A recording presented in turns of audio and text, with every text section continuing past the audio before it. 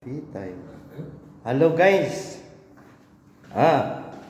Dahil Ramadan ngayon, punta tayo sa doon sa may mga libreng pagkain. Kaabang tayo doon kasi buti na lang makapagtipid sa pagkain. Libre naman 'yan eh. Basta Ramadan dito, may mga nationality dito na mabibigyan ng mga pagkain doon sa masjid, kaya para makatipid, pipila tayo doon at saka makipag hain kasi marami.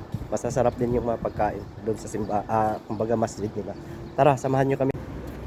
Ayan guys, dito guys, sila. Nag-aabang. Diyan din tayo nag-aabang kasi may mga diyan. Kaya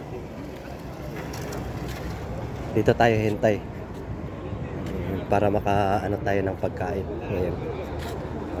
Yan lang muna guys ha. Update tayo mamaya kung makakuha tayo ng pagkain o hindi. Paswertehan lang din kasi yan kasi marami din sila eh. Sana may dadaan dito na magbibigay. Hintay tayo dito. Yan lang muna guys. God bless. Hello guys, ito yung nakuha nating pagkain na libre guys Thank you Lord. Tara, kain tayo. Mga kalodi.